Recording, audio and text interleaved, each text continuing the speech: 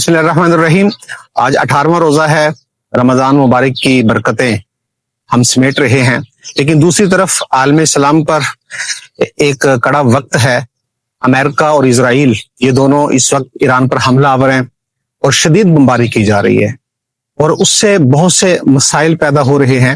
ایران اپنی استطاعت کے مطابق بھرپور جواب دے رہا ہے، اور شاید پہلی مرتبہ اسرائیل کو ٹف ٹائم مل رہا ہے، اور تل ابیب جو اسرائیل کا کیپٹل ہے وہاں تک بمباری ہو رہی ہے اور میزائل ایران مار رہا ہے۔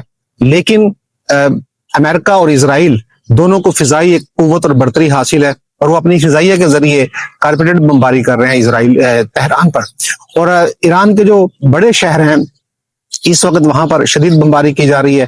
ہزاروں لوگ اس وقت متاثر ہیں، شہید ہو چکے ہیں کافی تعداد میں، اور ہزاروں کی تعداد میں لوگ زخمی ہیں۔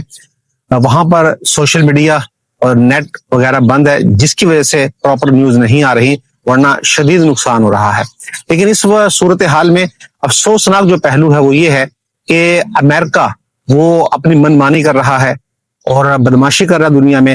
کوئی ملک اس کو روکنے والا نہیں ہے، کوئی ملک اس طرح سٹینڈ نہیں لے رہا کہ اس کو سٹاپ کیا جائے، اس کو روکا جائے، کیونکہ یہ جنگ صرف امریکہ، ایران اور اسرائیل کے درمیان نہیں ہے۔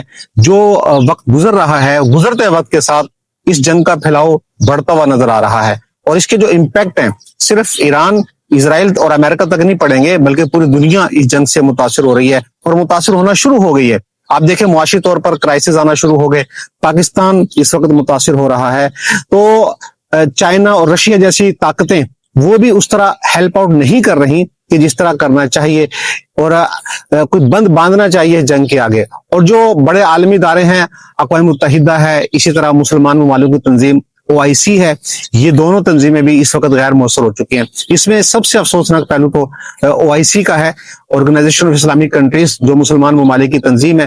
اس تنظیم کا جو اثر رسوخ ہے وہ انتہائی محدود ہوتا ہوا نظر آ رہا ہے، اور کوئی مؤثر آواز نہیں اٹھائی، کوئی مؤثر سٹیپ نہیں لیا کہ اس جنگ کو روکا جائے، اور امریکہ اور اسرائیل کو روکا جائے اس حوالے سے کہ وہ اس طرح کا معاملہ جو ہے وہ اس کو شدت نہ دے اور مزید آگے نہ بڑھائے، کیونکہ یہی دو پلیٹ فارم بڑے مؤثر اور مضبوط ہیں اگر یہ اپنا کردار ادا کریں۔ لیکن اقوام متحدہ پر اس وقت امریکہ کا ہولڈ ہے، اور امریکہ اپنی من مرضی کے فیصلے وہاں سے کروا رہا ہے، اور OIC تنظیم وہ ویسے ہی غیر مؤثر ہو گئی ہے، اور وہ اپنا اس طرح کردار ادا نہیں کر رہی۔